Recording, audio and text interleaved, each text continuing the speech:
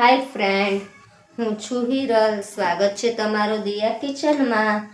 તો ફ્રેન્ડ્સ, હું આજે તમારી સાથે શેર કરીશ કાઠિયાવાડી એવું સેવ ટમેટાના શાકની રેસીપી. તો તે માટે મેં અહીંયા 3 થી 4 ડોકલી તેલ લઈ લીધું છે અને ગેસ ચાલુ કરી દીધું છે. રેસીપીમાં હું એક સિક્રેટ વસ્તુ એડ કરીશ જેથી તેનો ટેસ્ટ એકદમ હોટલ જેવો અને એકદમ કાઠિયાવાડી સ્ટાઇલથી આવશે. તો વિડીયો પહેલેથી તો છેક એન્ડ સુધી જુઓ ફ્રેન્ડ્સ.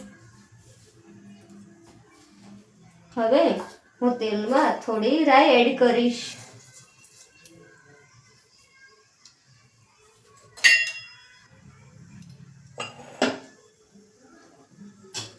અને જ્યાં સુધી રાઈ તતડે ત્યાં સુધી આપણે બીજી તૈયારી પણ કરી લેશું. તો અહીંયા મેં 1 ચમચી કાશ્મીરી મરચાંનો પાવડર લીધો છે. કાશ્મીરી મરચું 1 થી 1.5 ચમચી મેં લીધું છે. જો તમારું મરચું તીખું હોય તો તમે ઓછું લઈ શકો છો. એમાં હવે હું મીઠું એડ કરીશ. એમાં મેં હળદર એડ કરી છે અને હવે એમાં હું સ્વાદ અનુસાર મીઠું એડ કરીશ. અહીંયા આપણી રાઈ તતડી ગઈ છે. હવે એમાં હું થોડું જીરું એડ કરીશ. જીરું એડ કરી અને હું થોડી હિંગ એડ કરીશ. ગેસની આંચ ધીમી રાખીશું. અને જે આપણે આ મરચાવાળું અને હવે એમાં હું જે 8 થી 10 કળી લસણ હતું તેને મેં આ રીતે ખાંડી લીધું છે તે હું એડ કરીશ.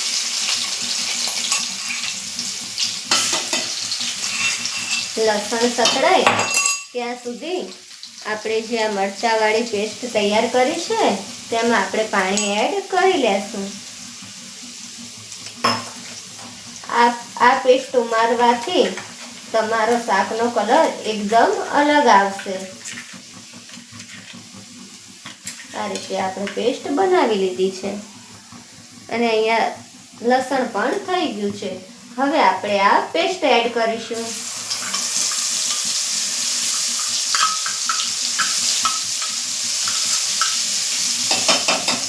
પેસ્ટ એડ કરી આપણે બરાબર હલાવી લેશું.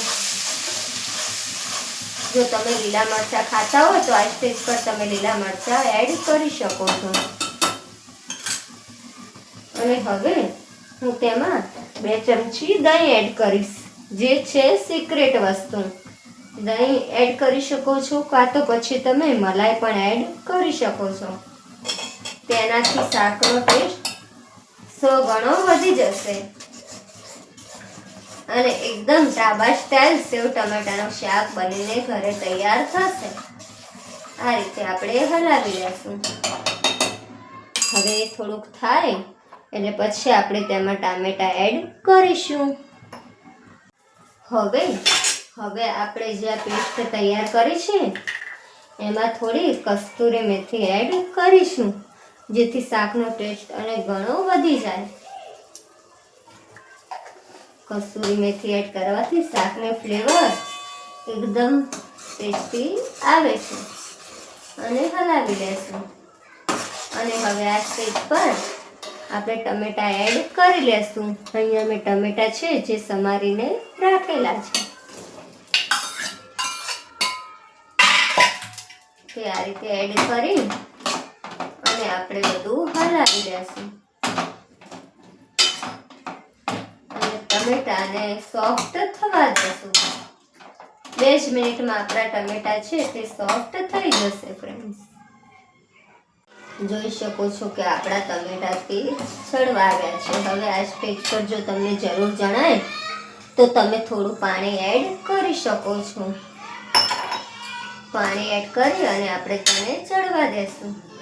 આમાં આપણે ખાલી એક ધ્યાન રાખવાનું છે કે આપણે જે સેવ છે તે એકદમ છેલ્લે જ એડ કરવાની છે જેથી તે સેવ છે એ બધો રસો શોષી ન લે.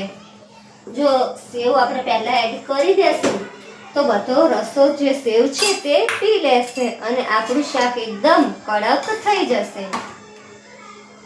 હવે ફરી આપણે તેને થવા દેશું ઢાંકીને. આપણે તેને ઢાંકીને 5 મિનિટ સુધી ચડવા દેશું. તો હવે આપણે ચેક કરી લેશું કે શાક જે આપણા ટમેટા છે તે ચડ્યા કે નહીં. તો આપણા ટમેટા ચડી ગયા છે. હવે આપણે તેમાં સેવ એડ કરી લેશું. આ રીતની થોડી જાડી સેવ આવે છે તે લેવાની. જો આપણે પતલી રહેશું તો તે એકદમ મેલ્ટ થઈ જશે શાકમાં, પણ આ રીતે જાડી લેશું તો તે જલ્દીથી પોચી નહીં થાય. જરૂર મુજબ આપણે સેવ નાખી લેશું. જે રીતની તમે ખાવાનું પસંદ કરતા હોય એ રીતની તમારે નાખી લેવાની. અને ઉપરથી આપણે થોડી કોથમીર એડ કરી લેશું. આ રીતે આપણે ઉપરથી થોડી કોથમીર એડ કરીને હલાવી લેશું. તૈયાર છે આપણું કાઠિયાવાડી રેસ્ટોરન્ટ સ્ટાઇલ સેવ ટમેટાનું શાક, જે તમે રોટલી, ભાખરી, પરોઠા કે પછી રોટલા સાથે ખાઈ શકો છો. તો તમને મારી રેસિપી કેવી લાગી? જો તમને ગમી હોય તો મારા વિડીયોને લાઈક, શેર અને સબસ્ક્રાઈબ કરજો અને બાજુમાં રહેલી બેલ આઇકન ટિક કરજો, જેથી મારા નવા વિડીયો તમારા સુધી પહોંચી શકે. તો આપણે મળીશું એક નવા વિડીયો સાથે. ત્યાં સુધી બાય બાય. Thank you.